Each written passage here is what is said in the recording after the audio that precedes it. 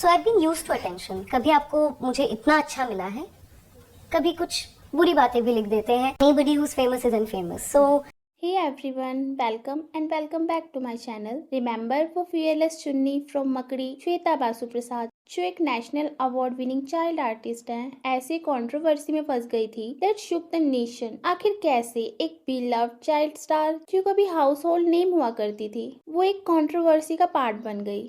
Let's unravel the untold story behind the headlines। Shweta ने अपना career TV show से start किया, बट मकड़ी जो 2002 में आई थी उसने उन्हें एक हाउस होल्ड नेम बना दिया। इस फिल्म के लिए उन्हें नेशनल फिल्म अवार्ड भी मिला एंड बाद में इकबाल जैसी क्रिटिकली अक्लेम्ड फिल्म्स में भी उनको एप्रिसिएशन मिला। सितंबर 2014 एक ब्रेकिंग न्यूज ने पूरे बॉलीवुड और मीडिया वर्ल्ड को शॉक करके रख दिया था। एक वेल नोन एक्ट्रेस जिसे हम सबने बचपन में टीवी स्क्रीन पे देखा, उसे पुलिस ने हैदराबाद के एक लग्जरी होटल से अरेस्ट किया and reason allegedly prostitution. Hyderabad police ने एक हाई प्रोफाइल प्रोस्टिट्यूशन रैकेट का पता लगाया जिसमें श्वेता का नाम भी आया था। मीडिया ने तुरंत इस न्यूज को सेंसिटाइज कर दिया और जिसकी वजह से श्वेता की इमेज को काफी नुकसान पहुंचा था। अब शौक ये नहीं था कि कोई अननोन सेलिब्रिटी थी, शौक ये था कि ये कोई और नहीं बल्कि हम सबकी चाइल्डहुड की memory Makdee Shweta Basu Prasad. Cut to flashback. Shweta born होती है 1991 में जमशेदपुर बिहार से। उनका बचपन बीतता है बिहार और मुंबई के बीच। एक टिपिकल मिडिल क्लास अपब्रिंगिंग जहां सपने बड़े थे और स्ट्रगल्स उससे भी बड़े। उनके डैड थिएटर बैकग्राउंड से थे तो उनका सिनेमा के टुवर्ड्स इंटरेस्ट नेचुरल था। छोटी सी उम्र में ही श्वेता ने टीवी शोज में एक्टिंग करना स्टार्ट कर दिया। कहानी घर घर की, करिश्मा का करिश्मा एंड ऑब्वियसली उस टाइम बच्चों की फेवरेट मूवी मकड़ी। छोटी सी एज में उन्होंने खुद के दम पर नाम कमाया विदाउट एनी गॉडफादर। इस मूवी ने सिर्फ क्रिटिक्स को नहीं, ऑडियंस के दिल को भी जीत लिया था। श्वेता बासु प्रसाद ने अपने एक्टिंग करियर की शुरुआत सिर्फ 11 साल की उम्र में की थी। मकड़ी में चुन्नी और मुन्नी का डबल रोल प्ले करके उन्होंने सबका दिल जीत लिया। इस फिल्म के लिए उन्हें नेशनल अवार्ड भी मिला। उसके बाद इकबाल जैसी क्रिटिकली एक्लेम फिल्म में उनका परफॉर्मेंस सबने सराहा। उनको 50th नेशनल अवार्ड मिला और हाँ, वो भी नन अदर देन प्रेसिडेंट कलाम जी के हाथों। फिर एक मोड़ आता है जब उनके करियर का ग्राफ अपवर्ड जा रहा था तो उनके पेरेंट्स ने एक बड़ा डिसीजन लिया कि श्वेता को स्टडीज पे फोकस करना चाहिए। उन्होंने श्वेता को मल्टीपल फिल्म्स ऑफर से मना करवा दिया, इंक्लूडिंग मधुर भंडारकर की ट्रैफिक सिग्नल और राजकुमार संतोषी की हल्ला बोल। और उसके बाद कई सारे ऑफर्स आए थे। मधुर भंडारकर जी ने ट्रैफिक सिग्नल करके उन्होंने एक फिल्म की थी, उसका ऑफर आया था।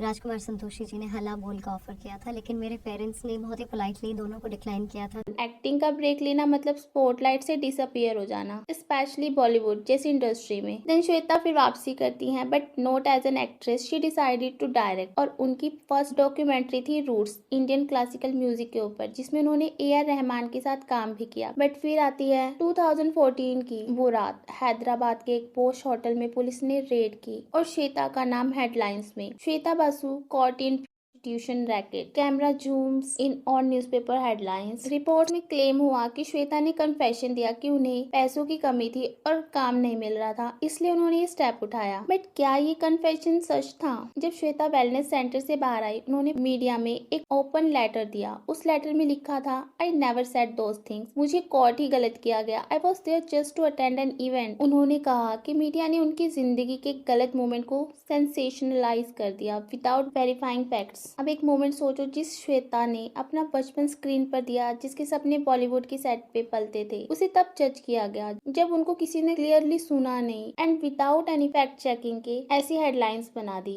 बट उसके बाद श्वेता ने हिम्मत नहीं हारी। उन्होंने OTT प्लेटफॉर्म्स और मेन स्ट्रीम सिनेमा में कम बैक किया। बद्रीनाथ की दुल्हनिया, द ताशकंद फाइल्स, मर्द को दर्द नहीं होता। फिर OTT पे रे, India lockdown, vision in the dark, serious man, criminal justice भी काम किया और उन्होंने एक्टिंग के साथ साथ डायरेक्शन भी कंटिन्यू किया। श्वेता ने एक बार कहा था, मीडिया मुझे जज कर सकता है बट मैं अपने आप को कभी भी डाउन नहीं देख सकती। तो अब सवाल ये है कि अगर जब ये सारी चीजें साफ हो चुकी थी, जब श्वेता खुद सामने आकर सब क्लियर उन्होंने कर दिया था, फिर भी क्यों आज भी लोग उन्हें उसी स्कैंडल से जोड़ते हैं? क्यों आज भी जब गूगल किया जाता है उनके नाम को तो सबसे पहले वही इनफेमस आर्टिकल्स निकल कर आते हैं? आई मीन सीरियसली, जिस पर्सन ने हमारे दिलों में एक अलग जगह बना ली थी, उसकी पूरी मेहनत, उसका टैलेंट, सब कुछ एक फॉल्स एक्विजिशन की वजह से खत्म हो गया। इतना अनफेयर क्यों? श्वेता ने न सिर्फ सफाई दी थी बल्कि अपने एक ओपन लेटर में मीडिया को बताया भी था, जहां उन्होंने लिखा, being a women in this country comes with its own baggage, a rumour is enough to question your dignity, but I know who I am and I don't owe explanations to anyone who doesn't want to hear the truth. और उस दिन के बाद उन्होंने पीछे मुड़कर देखना छोड़ दिया।